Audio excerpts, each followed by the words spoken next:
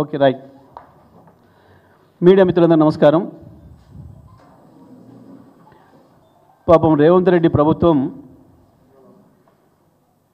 గత సంవత్సర కాలంగా ప్రజలకు ఇచ్చిన ఏ ఒక్క హామీ నెరవేర్చలేక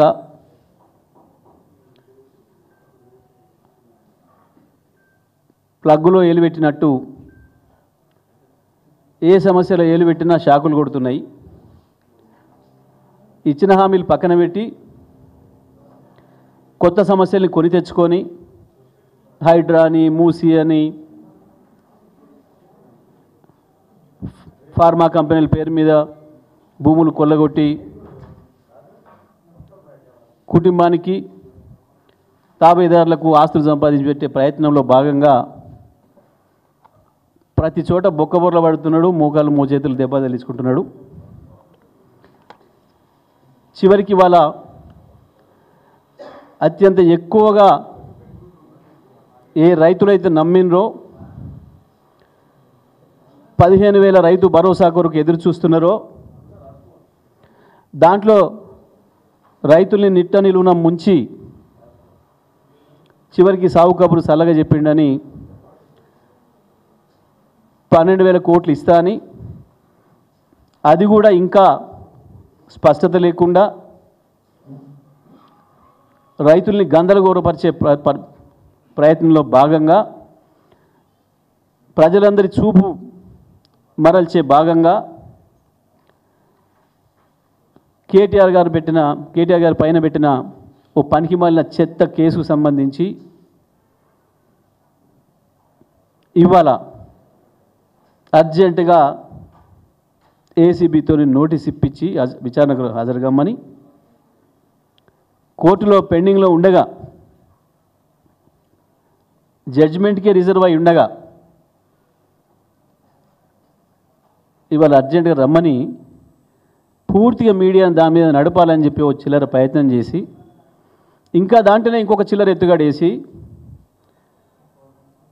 అందులో ఏమీ లేదు, అన్ని ఫైల్స్ వాళ్ళ దగ్గరే ఉన్నాయి, అయినప్పటికీ మీరు మాకు కొన్ని ఫైల్స్ ఇవ్వాలి దాంట్లో అని చెప్పి ఒక అస్పష్టమైన ఉత్తరం ఇచ్చి ఆ పేరు మీద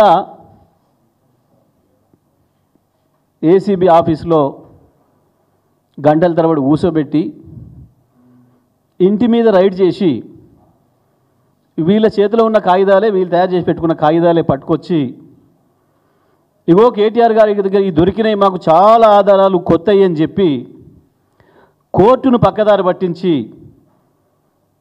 ప్రజలలో ఒక తప్పుడు చర్చకు తెరలేపి రైతు భరోసా విషయంలో మర్చిపోయేటట్టు చేస్తా అని చెప్పి ఒక చిల్లర ప్రయత్నం చేసిండు. దాంట్లో బొక్క బోర్లా పడ్డాడు, మూతి వాయ కొట్టుకున్నాడు ఇవాళ తెలంగాణ ప్రభుత్వం. దాంట్లో నుంచి మళ్ళీ బయటపడడం కొరకు ఒక పనికి మాలిన చెత్త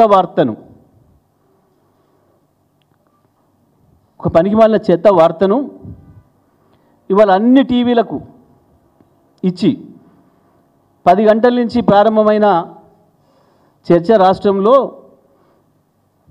కేటీఆర్ గారు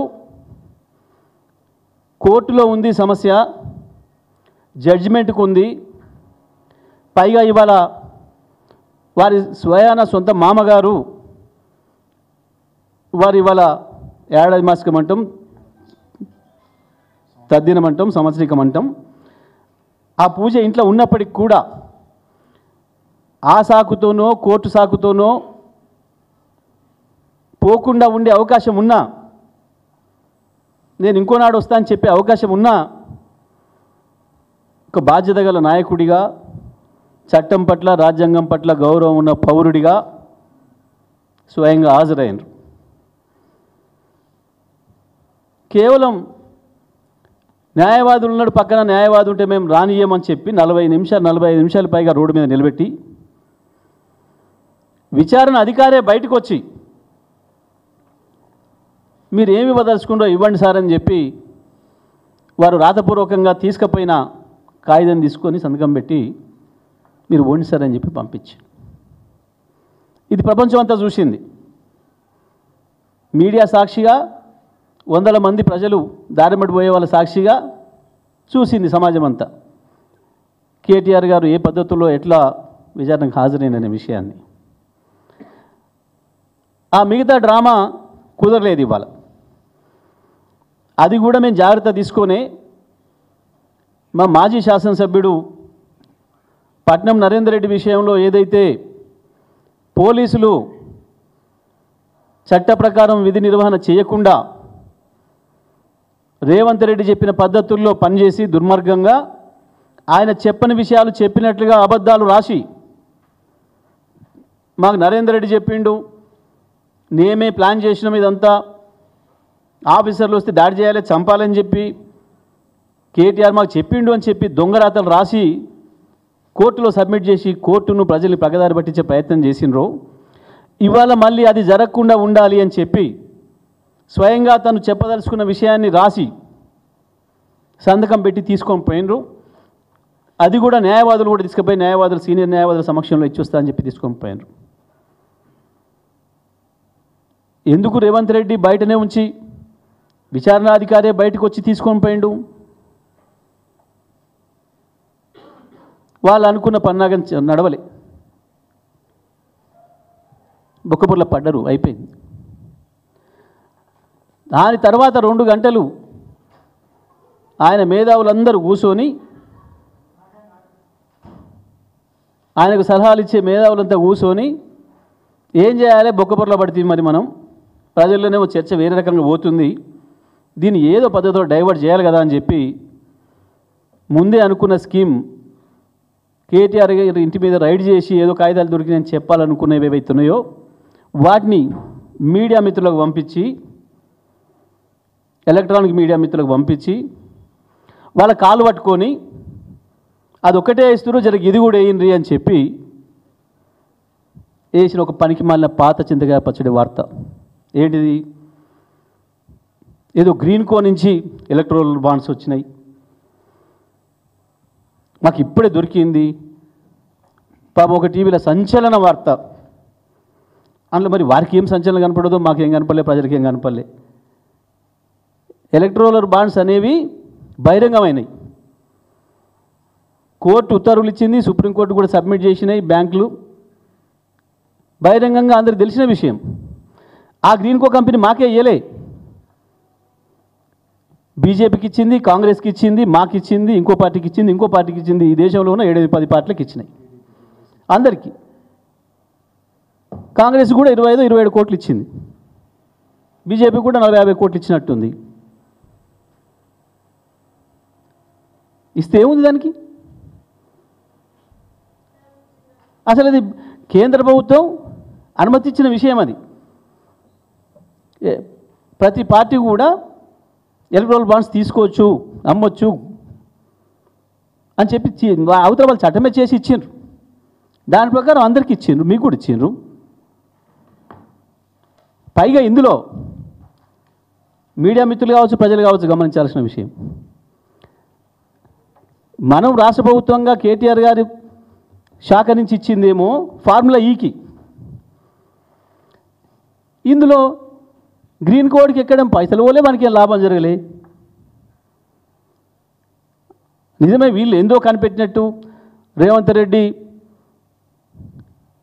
సిబిఐ కంటే మించి, ఎఫ్బిఐ కంటే, రా కంటే, కేజీబీ కంటే, మొస్సాద్ కంటే మించి ఏదో ఏడాది కాలం వెతికి పట్టుకుంటే ఇవాళ రాత్రి పొద్దున దొరికిందని చెప్పబడిన ఆ గ్రీన్ కో ఎలక్ట్రల్ బాండ్స్ విషయం, దానికి ఏం సంబంధం? ఏం లేదు. దీంట్లో సాపుగా ఉన్నది ఉన్నట్టుగా చెప్తా ఉన్నా.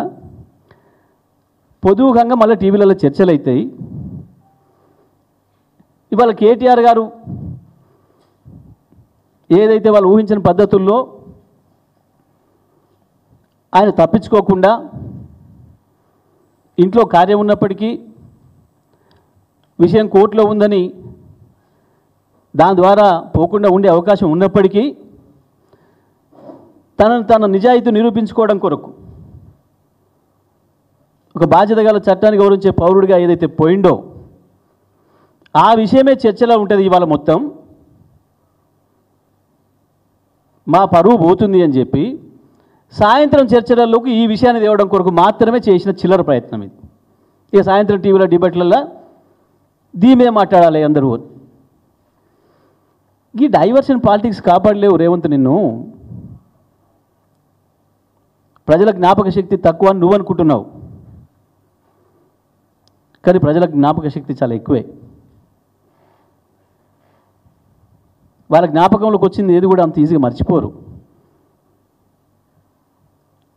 ప్రజలకి కొంతమందిని గుర్తించడం కూడా కష్టం, గుర్తించలేరు, అది వేరే విషయం. ఎందుకంటే పాపం నిన్న మొన్న కూడా మళ్ళీ జరుగుతున్నాయి. ముఖ్యమంత్రి పేరు ఇంకోటి చెప్పినందుకు పాపం వీళ్ళని జైలు పంప, వాళ్ళ మీద కేసు పెట్టా, వీళ్ళ మీద కేసు పెట్టా చేస్తే నిన్న పాపం అక్కడిక్కడికి పోతే 2-3 గుర్తుపట్టనట్టున్నారు ఇంకా ముఖ్యమంత్రిగా. అంటే నిజమే, ప్రపంచంలో 2 రకాల మనుషులు ఉంటారు. వాడు మంచి పని చేసి గుర్తింపు తెచ్చుకోవాలనుకుంటాడు, వాడి రౌడీ పని చేసి గుర్తింపు తెచ్చుకోవాలనుకుంటాడు. నువ్వు 2వ మార్గం ఎంచుకున్నట్టున్నావు. గట్ల కాదు. ఎందుకు ఇవాళ కేసీఆర్ని ప్రజలంతా యాద్ చేసుకుంటున్నారు? రావణాసురుడు కనపడ్డ కాడేలా రాముని యాద్ చేసుకున్నట్టు హా రామ అంటున్నారు.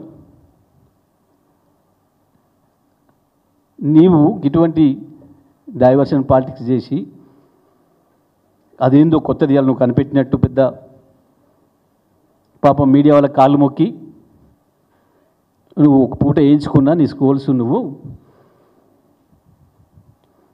మీడియా మిత్రులు కూడా ఆలోచించుకోవాలి. ఏసీబీ పేరు మీద చాలామంది పెడుతున్నారు స్కూల్స్. ఏ ఏసీబీ చెప్పింది? పెట్టుంది ఆ పేరు. CMO office leak, CM office నుంచే లీక్ అని పెట్టుండి, సీఎం ఆఫీస్ నుంచి వచ్చిందని పెట్టండి. ఏసీబీ అనేది పెడుతున్నారు. చెప్తే ఏసీబీ అధికారి కూడా మన పేరు చెప్పరు, రాయండి. ఇప్పుడు కింద మేము మాట్లాడినప్పుడు మేము మాట్లాడే వాక్యం రాసి కింద కేటీఆర్ లేదా హరీష్ లేదా జగదీష్, నిరంజన్ పెడుతున్నారు కదా. అట్లనే ముఖ్యమంత్రిని పెట్టుండ్రి, దానికి ముఖ్యమంత్రి ఆఫీస్ లీక్ ఇచ్చింది, ముఖ్యమంత్రిని పెట్టుండ్రి. నేను మిమ్మల్ని వేరే అంటలేను, మీకు సమాచారం ఎక్కడి నుంచి వచ్చిందో అక్కడి నుంచి పెట్టండి, తప్పేం లేదు. ప్రజలు కన్ఫ్యూజ్ చేసే దాంట్లో మీరు కూడా భాగస్వాములు కాకుండా దయచేసి. ఎవరు మాట్లాడిందనే పెట్టాలి, మీరు వాస్తవానికి ఉన్నట్టుగా చెప్పాలి, తప్పేం లేదు. మీకు ఆ లీక్ సీఎం ఆఫీస్ నుంచి వచ్చింది కాబట్టి పెట్టండి. సీఎం ఆఫీసులో ఎవరు చెప్పినది ఏం చెప్పకుండా ఏం లేదనుకోండి,